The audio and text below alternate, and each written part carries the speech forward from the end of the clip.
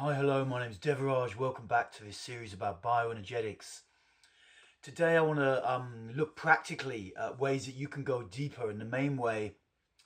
And the reason I'm doing this is because a lot of things are kind of changing in the world of therapy as I see it. Traditionally, like 10, 15 years ago, you just did loads of groups basically. You got some money together and you went out and did loads of groups. And and then you had like peers, you had other people with you going through the same kind of journey, and they could call you on your stuff and you could get support in this way. And you also had, people to share with who understood what was happening because they're going through the same thing. And what I see with, the power of YouTube and the internet now is a lot of people are trying to get into a therapeutic journey. They may not have the money, or it may not be so easy where they're located to find like-minded souls and to go deeper. And so I'm looking at a little bit of different things we can do. And one thing I'm going to be investigating is starting like a bioenergetic online training academy where you can get some support and you pay a little bit of money each month, like $20 or $20 or something like that. And you can get some support and part of a forum, and you get little challenges or whatever. I don't know quite. But I wanted to talk today about, what's clear to me is the main thing that you can do to maintain and really keep going deeper with your practice is to learn how to call your own mind when your mind is not giving you good information. And by this I specifically mean because watching people go through process work a lot, as a group leader, what happens is we jump out just as we get to the point of change. It's just how it is, because in order to really change on a deep level, we need to feel or process something that we haven't been processing for a long time. It's been a block inside. And just as we come to that point, you engage in a process, you're doing some bioenergetics or some release or a meditation of some sort. Just as you start to get that, your mind comes up with a story, the bottom line of which is you jump out of a process and you step back and you don't do it. And so if you're working a lot on your own, the best thing you can do, and even if you work in groups, it's also great, is to learn when your mind is doing this and to stay with it. This is the core. This is the core. When you want to move away from a feeling or something that's going on, to stay with it. And the tricky bit is you may not notice anything is really happening. It may seem like nothing is happening.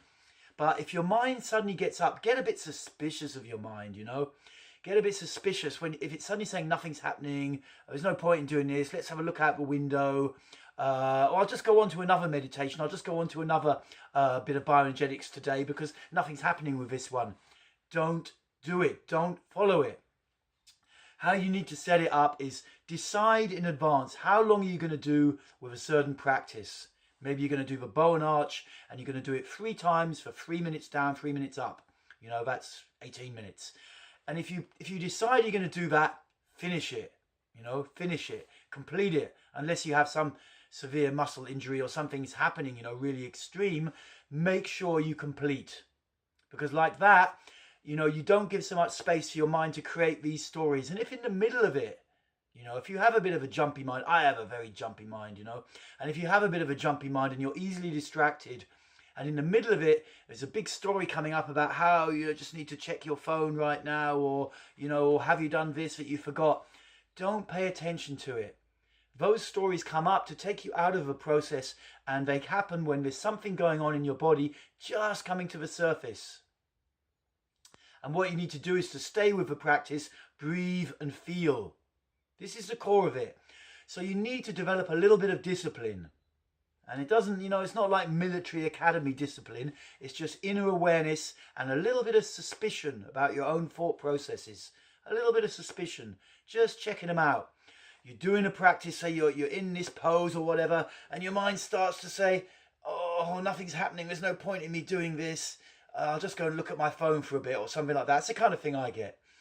The thing is, okay, no, I'm not going to do that. I'm going to just stay with it for a few more minutes or whatever I've agreed to before I started, and see what happens. And more often than not, something will start to move. Because as stuff starts to be released from the muscles, feelings come up, the mind has layers of monitoring going on, and it tends to jump out. Well, that may be your habitual tendency. So how you can pull yourself up is to set yourself a realistic target before you start and make sure you do it. It also boosts your self-esteem. If you jump out of a practice before you complete it, it's hard, but you can't. Somehow you end up feeling a little bit half-assed. So don't do that.